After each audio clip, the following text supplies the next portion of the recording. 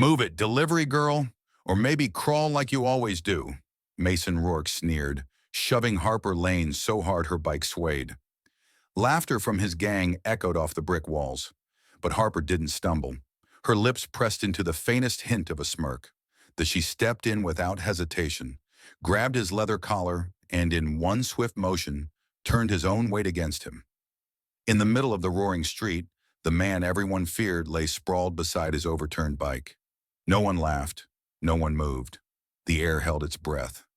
That's when whispers began, and the city started asking the question Mason himself didn't dare say out loud. Who exactly is Harper Lane? The midday sun turned the city streets into an oven, baking the asphalt until it shimmered in waves of heat. Delivery riders came and went in flashes of color, weaving through the dense tangle of traffic. But Harper Lane moved at her own measured pace. She wasn't slow, far from it. Every pedal stroke was deliberate, every glance at a crosswalk timed to the rhythm of the changing lights. She'd been delivering here long enough to know that speed was only an advantage if you made it to the end of the shift in one piece. The neighborhood she was riding through wasn't the city's postcard side. This was the industrial strip, a stretch of low brick warehouses, faded signage, and the occasional corner store with metal grates pulled halfway down even in daylight. The air was thick with the smell of hot rubber, oil, and something sharp that might have been the river in summer. Harper's cargo bag was heavy on her back, the insulated lining trapping the scent of fried noodles and soy sauce. It was just another midday drop, the kind she could do half asleep. But as she coasted past a vacant lot, the sound hit her, low, guttural, and unmistakable. The growl of a motorcycle idling, deep enough to vibrate in her chest. She slowed, eyes narrowing as she caught the gleam of chrome in her peripheral vision. Mason Rourke. Everyone in this part of the city knew him by sight, if not by name. Broad-shouldered, shaved head, black leather vest stretched over arms marked with old scars.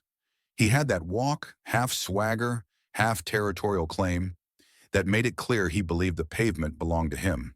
Today, though, he wasn't walking. He was leaning against the handlebars of his matte black bike, a lazy smirk pulling at his mouth. "Move it, delivery girl!" His voice was sharp and mocking, meant to carry. Then came the pause, just long enough for the insult to land. "Or maybe crawl like you always do." Harper didn't break stride. She pushed down harder on the pedals, keeping her eyes on the road ahead. But Mason wasn't planning to let her pass so easily. With a sudden step forward, he shoved her hard at the shoulder. The force rocked her sideways, her front wheels skidding briefly on the gritty surface. The insulated bag slid off one side, the zipper catching just enough to burst open. Containers tumbled to the asphalt in slow motion, white foam boxes flipping, soy sauce packets scattering, the clear lid of a soup container cracking with a sharp snap. Steam rose from the spilt broth as it seeped into the heat-darkened street. Somewhere behind Mason, two more bikers started laughing, the sound bouncing between the brick walls like taunts in an alley fight. For a moment, Harper stayed exactly where she was, one foot braced on the curb, one hand still gripping the handlebar. Then she swung her leg over the frame, letting the bike rest against her hip. She crouched, not with the frantic scramble of someone embarrassed, but with the calm precision of someone packing a parachute. Her hands moved fast but controlled, scooping fries back into their container, resealing a sandwich with the bread slightly torn, tucking each item back into the insulated bag as though nothing had happened. She didn't look at Mason, not once, but just before she zipped the bag shut, her eyes flicked upward. Barely a second, but sharp enough to slice through the haze of heat and exhaust. Mason's smirk faltered for the smallest fraction of a beat. "That's our road," he said, taking a step closer, the leather of his boots creaking. Harper straightened, the bag now secure on her back. "I have work," she said, voice level and even. 4 words. No rise, no stumble, no wasted syllable. He scoffed and waved her off with a lazy flick of his hand, turning back toward his bike like she wasn't worth the trouble. His crew kept laughing as she swung her leg back over the frame, pedaling away without another glance. There's a kind of strength people miss because they're trained to look for noise. We think the person who shouts the loudest, swings the hardest, or slams the door with the most force is the one in control. But control, real control, looks like Harper Lane on that sunburned street. gathering scattered lunch orders with steady hands while a gang of grown men tried to rattle her. Silence unnerves people who thrive on reaction. It denies them the script they're trying to write for you. Harper didn't match Mason's tone, didn't let him dictate the rhythm of the moment. She didn't even grant him the satisfaction of her anger. That's a power that doesn't need to be announced, and maybe that's why it scares bullies more than any shouted threat. 2 days later, the heat still clung to the streets like a damp cloth, but Harper Lane kept moving. Delivery work didn't wait for weather, moods, or grudges. Still, she could feel Mason Rourke's presence in the city now, like a low hum in the air before a thunderstorm. It started that morning outside a corner market. Mrs. Cho, the owner, was in her late 60s with silver hair always pulled into a tight braid, her posture straight but her steps slow. Harper was locking her bike to a signpost when she saw the old woman wrestling with a box of canned goods on the curb. The cardboard gave way, spilling metal cans across the pavement, some rolling dangerously toward the gutter. Harper didn't hesitate. She crouched, intercepting 2 runaway cans with her hand and sliding the rest back toward the stack. "Let me," she said quietly. Mrs. Cho looked at her for a moment, surprised, then nodding once in gratitude. But the sound came again, that growl of an engine. Mason's bike rolled up to the curb, followed by 2 others. He cut the engine and leaned forward, elbows on the handlebars. "Well, well, if it isn't the city's quietest delivery girl." His tone was lighter than before, but his eyes weren't. Mrs. Cho's lips pressed into a thin line, but she stayed silent. Harper stood, dusted her hands, and stepped back toward her bike. "You in my neighborhood again," Mason said, his voice dropping. "Means you're ignoring me." Harper simply adjusted her straps. "I'm working." He let out a low chuckle, but it didn't reach his eyes. "One day, Lane, you're going to wish you'd picked a different street." He revved the engine once before peeling away, the 2 others trailing behind. That afternoon, Harper cut through the skate park as a shortcut. A boy of maybe 11 wobbled on a battered skateboard, his knees stiff and arms flailing. He nearly toppled twice before Harper caught the tail of the board with her foot. "Your stance is wrong," she said. The boy frowned. "What do you know? You ride a bike." She stepped onto the board, shifting her weight subtly. The wheels hummed over the concrete as she glided forward. Her knees bent just enough, balance effortless. She hopped off and nudged it back to him. "Don't lock your legs," she said, "and keep your eyes on where you're going, not your feet." The boy tried again, this time rolling steady for a few meters before grinning. "Thanks." Harper nodded and moved on. She didn't see the man on the bench, phone in hand, recording her as she rode away. By evening, she found out why the looks had changed. At the next drop-off, the customer's teenage son smirked at her and muttered, "Hey, you're that girl from the video." She didn't respond, but later, in the window of a laundromat, the TV mounted in the corner played a grainy clip. Mason's shove from 2 days earlier, the food hitting the street. Someone had slowed the footage and added captions. "Delivery girl wrecked by biker boss." The laugh track over the top was loud and grating. It had thousands of views already. The comments were what you'd expect. "Should have stayed home." "She's lucky he didn't run her over." But there were others buried in the noise. "Notice how she doesn't flinch? She moves like she's trained." Harper didn't watch the rest. She had orders to finish, streets to cross, and no time to care who thought what. 2 nights later, it escalated. She was on her last delivery, heading toward a rundown bar lit by flickering neon. Mason was there, leaning against his bike with his crew scattered around like pieces on a chessboard. "Bring it here first," he called, pointing at the ground in front of him. Harper coasted to a stop a few feet away. "Your name's not on the order." The grin vanished from his face. He stepped forward, close enough for her to smell the mix of leather, smoke, and motor oil.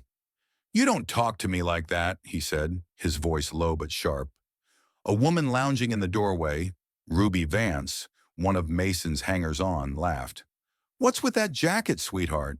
Dumpster dive?" The bikers laughed with her. Harper's gaze shifted, scanning the narrow space between 2 parked motorcycles. Without a word, she stepped through the gap and was back on her bike before they realized she'd moved. Mason's jaw tightened. He kicked a plastic chair, sending it skidding across the pavement.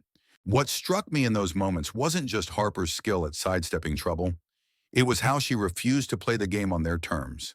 Mason's crew thrived on spectacle. They wanted a scene, a blow-up, something to point at and say we won. But Harper denied them the stage. She was playing a slower game, one built on small acts, helping Mrs. Cho, teaching a boy to find his balance, while the noise around her got louder. That video, most people would have lashed out, posted a rebuttal, fought back online. Harper didn't. She let it circulate, let people watch closely enough to notice the tiny things, the stillness in her eyes, the control in her hands. And that's the thing about whispers. They start in the quiet, not in the shouting. And when they grow in places the loudest voices can't reach. The late afternoon heat had begun to soften, but the city was still loud, restless. Harper Lane pedaled down the main stretch with the sun in her eyes, weaving between slow-moving cars and delivery vans. Her bag was heavy with orders. 2 more stops before she could call it a night. She was waiting at a crowded intersection when she heard it, the deep, guttural rumble of a motorcycle engine that made the pavement vibrate. It was a sound she'd learned to recognize without turning her head. Mason Rourke pulled up alongside her, his black leather vest catching the glow of the setting sun. He leaned slightly on the handlebars, his smirk already in place. "You didn't think we were done, did you?" His tone was almost casual, but the edge was unmistakable. Harper kept her gaze on the light. No answer. When the signal turned green, she pushed forward. Mason matched her speed for a moment, then surged closer. Without warning, his hands shot out, seizing one of the bag straps across her shoulder. He yanked. The pull was so hard it spun the bike half sideways. Harper's weight shifted violently. Behind her, a delivery truck blared its horn, long, angry, and dangerously close. The next second was a blur. Harper's feet left the pedals, her body dropping low as she let go of the handlebars. She rolled with the momentum, hitting the ground in a controlled fall, her palms absorbing the first impact before her shoulder met the asphalt. The truck roared past, its tires screeching as it swerved. The smell of burned rubber mixed with the faint tang of gasoline from Mason's idling bike. His laughter came sharp, cutting through the street noise. The 2 bikers behind him joined in, their voices bouncing off the brick walls. Harper rose slowly, brushing grit from her palms. Her breathing was steady, her eyes locked on Mason. She walked toward him, each step deliberate. Mason shifted slightly on his seat, his smirk fading just enough to notice. When she reached him, her right hand shot up to grab his leather collar. Her left hand pressed into the crook of his elbow. She shifted her weight, twisting her hips the way a door swings clean on oiled hinges. Mason's balance evaporated. His own momentum betrayed him. The sound of his body hitting the pavement was heavy, final. His bike tipped with a metallic screech, spilling onto its side. Gasoline dripped from the tank in slow, steady drops. For a moment, the world narrowed to a still frame. Mason on the ground, chest rising and falling, eyes wide with shock. The street noise seemed to fade, replaced by the sound of her own breathing. The 2 other bikers froze. Their grins were gone. A delivery van idled at the curb now, the driver leaning halfway out the window to watch. A man on the opposite sidewalk stopped mid-step, his coffee cup hanging forgotten in his hand. Mason pushed himself onto one elbow, his expression twisting from disbelief to anger. But then his gaze fell on something the others noticed too. In the scuffle, the cuff of Harper's sleeve had ridden up. Her right hand still wore a black tactical glove, the kind with reinforced knuckles and grip pads worn smooth in places. And just above it, on the inside of her wrist, was an emblem inked in clean, precise lines. It wasn't flashy, no skulls, no slogans, but the shape was unmistakable to those who knew. An older biker in Mason's crew, gray hair spilling from beneath his bandana, stepped forward. His voice was low, almost reverent. "That's SWCC," he said. The letters landed like a punch in the gut for the men around her. Special Warfare Combatant Craft Crewmen, Naval Special Warfare, Close Quarters Combat, Maritime Infiltration, elite, dangerous, and very much real. The younger biker's eyes darted between her face and the tattoo, his earlier bravado draining away. Mason's mouth opened like he might say something, but no words came. Harper didn't confirm it. She didn't deny it. She simply adjusted her sleeve back over the tattoo, reached for her bike, and lifted it upright with one hand. As she started to wheel it toward the curb, a voice came from the edge of the crowd. It was a man in a grease-stained mechanic's jacket, leaning against the wall with his arms folded. His voice was rough, carrying just enough to be heard. "You've got more guts than half this city," he said. Harper glanced at him briefly, offering the smallest nod, and kept moving. There's a kind of respect that isn't earned through applause or headlines. It's forged in the quiet moments after something undeniable happens. Harper didn't have to tell anyone who she was. She didn't have to list her service record or explain her training. The older biker saw the emblem and knew. The mechanic saw her composure and knew. Even strangers who didn't understand the specifics felt something shift, like watching a storm roll in, not because of the lightning, but because the air changes first. Mason's power had always been loud. It relied on intimidation, on making people believe he was untouchable. Harper's strength, by contrast, was quiet. She didn't demand anyone's respect. She simply carried herself in a way that made withholding it impossible. That's the value of silent respect. It lasts. It doesn't hinge on who's watching or what story gets told afterward. It's the nod from the stranger on the sidewalk, the unspoken acknowledgement from someone who's been in a fight and knows what it takes to walk away standing. And in a world where noise can be faked, silence, the real kind, the earned kind, is the one thing you can't counterfeit. By morning, the fight on the street was already a story. No video this time, just word of mouth, which in this part of the city traveled faster than any upload. The version people heard depended on who was telling it. Some swore Harper Lane had lifted Mason Rourke clear off the ground. Others said she barely moved at all, but somehow he hit the pavement anyway. Either way, the effect was the same. People were looking at her differently. At the mechanic's shop, the same man who'd spoken to her that night was working under the hood of a beat-up Ford when Harper stopped by to deliver lunch. He wiped his hands on a rag, met her eyes, and handed over the tip before she could even name the price. "You don't have to say it," he said, "but I saw how you handled yourself. Not many could have stayed that calm." Harper gave a small nod and left. But when she glanced back, she noticed him telling the younger mechanic something, their faces lit with a mix of surprise and respect. At Mrs. Cho's market, the old woman didn't waste words either. She simply added an extra bottle of water to Harper's bag and waved off her attempt to pay. "On the house," Mrs. Cho said, and there was no mistaking the approval in her voice. The change wasn't just in the people who knew her, it was in the way strangers reacted too. At a laundromat, Harper was waiting for a customer to sign for a delivery when an older man in a faded ball cap shuffled over. "You ever serve?" he asked. Harper glanced at him, weighing her answer. "Why?" "Your stance," he said. "Feet planted, shoulders square. Saw plenty of that overseas." He tapped the brim of his cap, revealing a faint Marine Corps emblem. "Doesn't matter if you tell me or not, I can tell." She said nothing, but there was a flicker in her eyes, a moment of acknowledgement. He nodded once, satisfied, and went back to folding his laundry. That night, Harper stopped for fuel at a 24-hour gas station. The place smelled of diesel and burnt coffee, the flicker of the overhead lights casting the lot in uneven shadows. She'd just finished pumping when she heard voices from the far side of the lot. Mason's voice, low but edged with irritation. "You don't walk away from me," he was saying. "You walk away from me. You walk away from protection." The reply came from a younger biker, the same one Harper had seen hesitate during their earlier encounters. "Protection? She put you on the ground, Mason. That's not protection. That's a warning." "You don't get it," Mason started, but the younger man cut him off. "No, you don't get it. I'm done." He tossed his cut, his biker vest, onto the hood of Mason's bike and walked toward the street without looking back.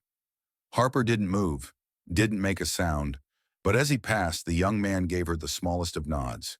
She returned it, nothing more. Meanwhile, Mason's image was cracking. The older biker who'd recognized the SWCC tattoo was now keeping his distance. Fewer of his crew showed up at their usual hangouts. At the bar where they'd once held court, Mason sat alone more often than not.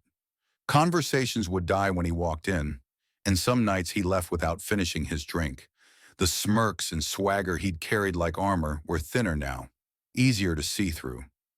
Word spread that a couple of his side hustles, running protection for certain shops, were drying up. Shop owners were politely declining his visits, citing changes in management or new security contracts. Everyone knew the real reason. They didn't want to be seen paying a man who'd been publicly humiliated. Power in small communities is built on perception. Mason's wasn't just about what he could do, it was about what people thought he could do. The moment that illusion cracked, it wasn't just his enemies who noticed. It was his allies. That's why his fall happened so fast. The younger biker leaving wasn't just about loyalty, it was about self-preservation. No one wants to be tied to a sinking ship.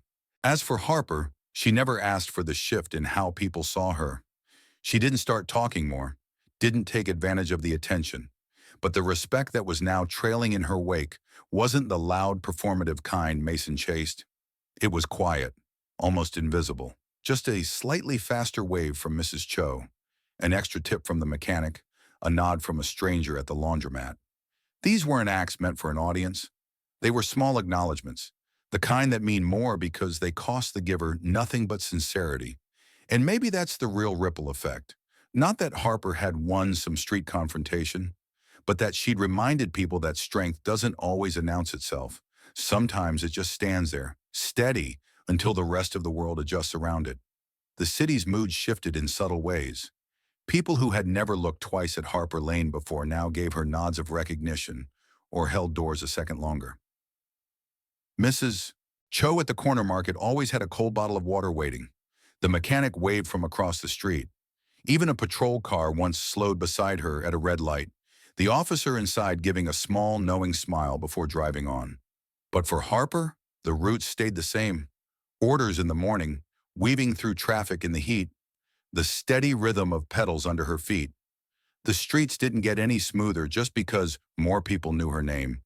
The potholes still caught her front wheel if she wasn't paying attention, and the weight of the delivery bag was as constant as ever. Some nights she'd hear Mason's name in passing, but always in a different tone than before. The swagger was gone. His circle had thinned. People talked about him like a story from last season, something already fading. He still rode, but the stares he used to command were now quiet glances, measuring him against the memory of the day Harper put him down. One late afternoon, Harper stopped outside a small bakery to pick up an order. Two teenage boys loitering nearby watched her wheel up.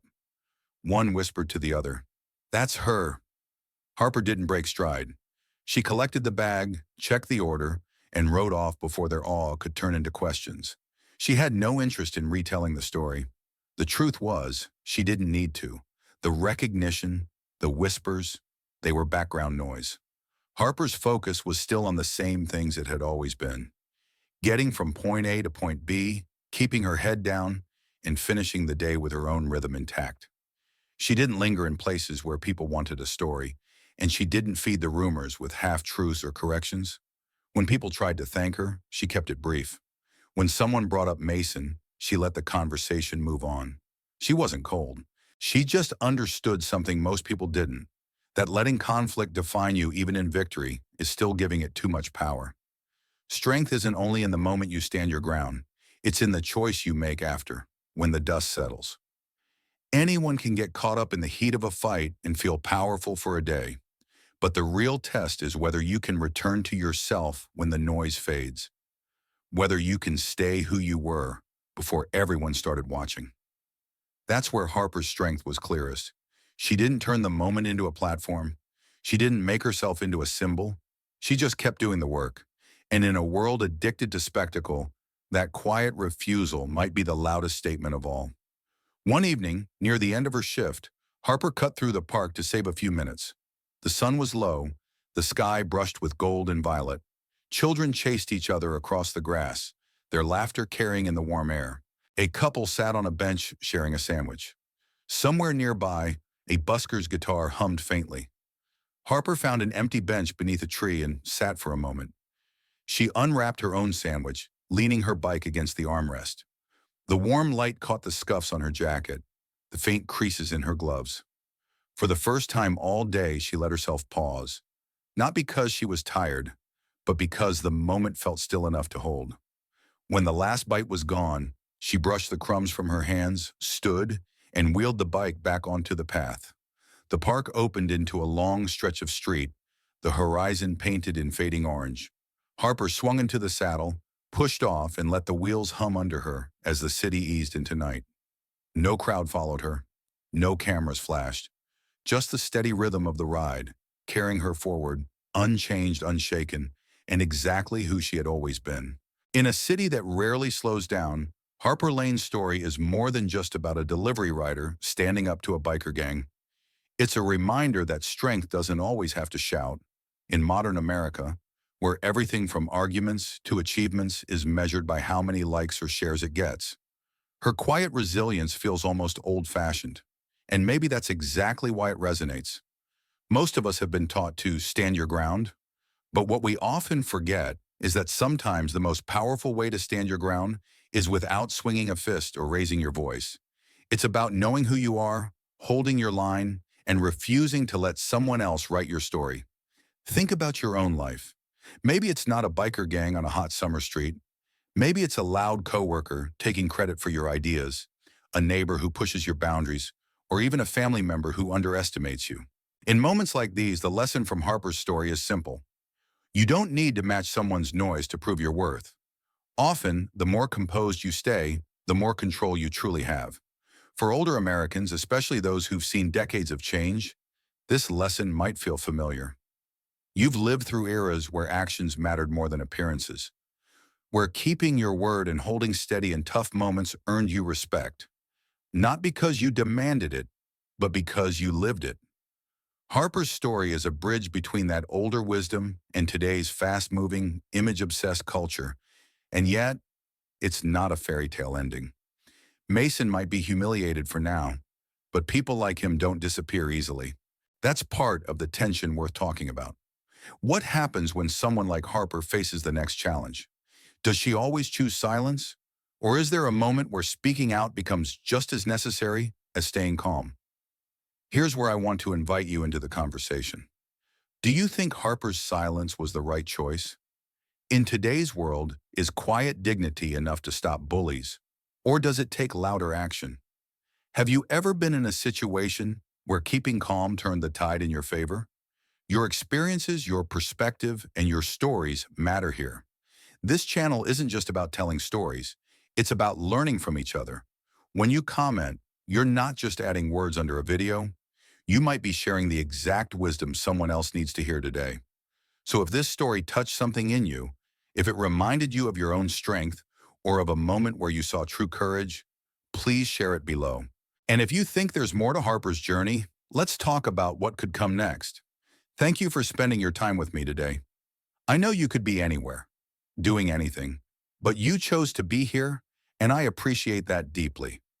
If you found value in this story, consider subscribing so you won't miss the next one.